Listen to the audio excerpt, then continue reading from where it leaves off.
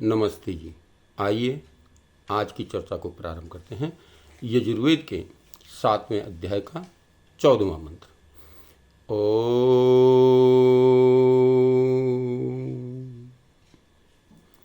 अच्छिन्नस्य ते देवासु मासवीर्यस्य रायस्पोषस्य ददितारः श्याम स प्रथमा संस्कृति विश्ववारा स प्रथमो वरुणो मित्रो अग्नि।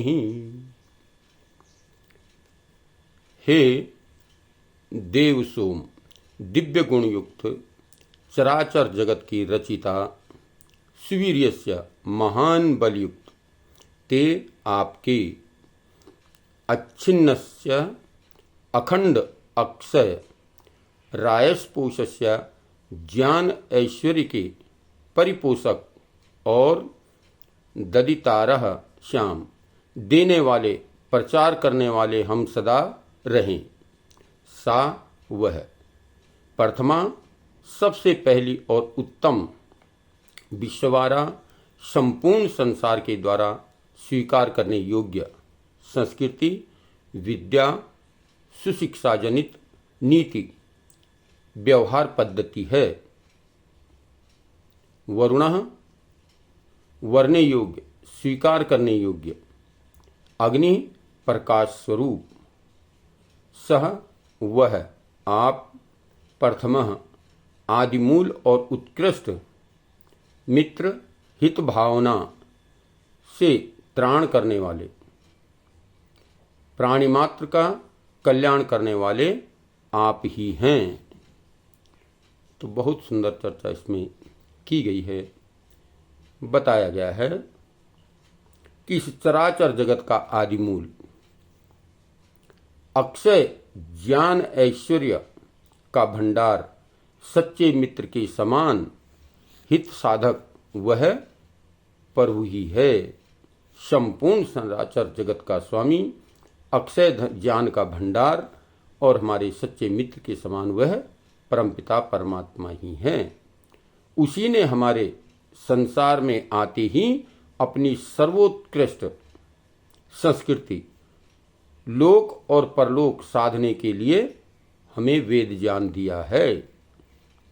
उस परमपिता परमात्मा ने हमारे संसार में आते ही वेद ज्ञान हमें दे दिया, जो सर्वोत्कृष्ट है, मनुष्य को उत्कृष्ट बनाने वाला है। वह हमें उस परमपिता परमात्मा ने हमारे इस संसार में आने से पूर्व ही साथ साथ ही उन्होंने जो है हमें ये वेद ज्ञान दिया।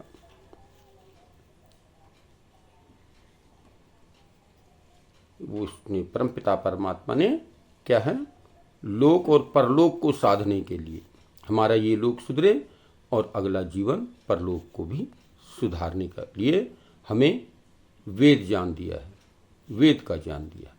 हमारा कर्तव्य है कि हम अपने और समाज के कल्याण के लिए उत्तम धर्म मार्ग को अपनाकर संसार को संताप से बचाएं।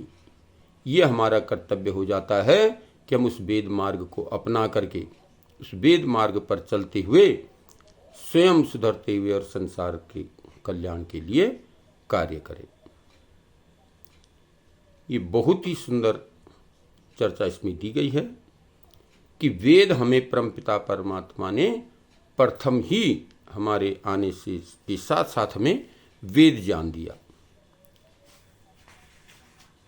तो इस प्रकार से हम अपने इस जीवन को इस वेदानुकूल चलाने का प्रयत्न करें, प्रयास करें।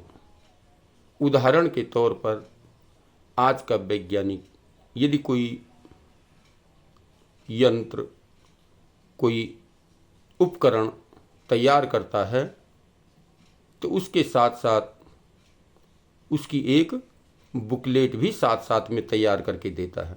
यदि हम कोई सामान खरीदते हैं, एक छोटा सा मोबाइल भी खरीदते हैं, तो उसके साथ उसकी बुकलेट दी जाती है, यानी इस मोबाइल को आपको किस प्रकार से प्रयोग में लाना है, ये सारी व्यवस्थाएं उस बुकलेट के अंदर दी जाती हैं।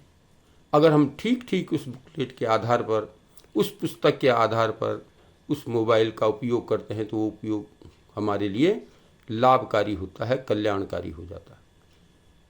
और यदि हम उस बुकलेट को एक किनारे रख देते हैं और अपने हिसाब से इसको चलाने लग जाते हैं तो फिर वो हमारे लिए दुख का कारण बन जाता है, पीड़ा का कारण बन जाता है। तो ठीक इसी प्रकार से परमपिता परमात्मा ने हमें इस संसार में भेजते ही इस संसार के उपयोग करने का तरीका हमें जो है वेद के माध्यम से हमें दिया। किस संसार का उपभोग आपको किस प्रकार से करना है, किस वस्तु का प्रयोग कैसे करना है, ये सारी बातें जो है वेद में हमें बता दी गई हैं। और यदि हम वेद के अनुसार अपने जीवन को चलाने का प्रयत्न करते हैं तो हमारा जीवन सुख और शांतिमय बन जाता है, कल्याणमय बन जाता है। हम वेद के आधार से, जो वेद में मानव जीवन की आयु कम से कम 100 वर्ष की रखी है, उसका पूर्ण रूप से लाभ प्राप्त कर सकते हैं, उससे भी आगे अपने जीवन को बढ़ा सकते हैं। वेद कहता है कि आप अपनी आयु को जो है निरंतर बढ़ा सकते हैं। 100 से 200, 200 से 300, 400 वर्ष तक की आयु को जो है बढ़ाया जा सकता है। लेकिन उसके लिए वेदानुकूल अपने व्यवहार को बनाना होगा, तभी हम अपने जीवन को उन्नतमय बना सकते हैं। और साथ ही साथ जब हम स्वयं सुधर सकते हैं, स्वयं का सुधार कर सकते हैं, तो फिर हम संसार का भी कल्याण कर सकते हैं, दूसरे का भी कल्याण कर सकते हैं। तो इसमें बहुत सुंदर बात बताई गई है कि हमें वेद के अनुसार ही अपने जीवन को चलाना चाहिए। वेदानुकूल यदि हम अपने जीवन पर आचरण करते हैं तो हमारा जीवन सुख, शांति और सौहार्द से भरा हुआ होता है। सताई को प्राप्त करके हम अपना इस लोक को और परलोक को भी सुधार सकते हैं।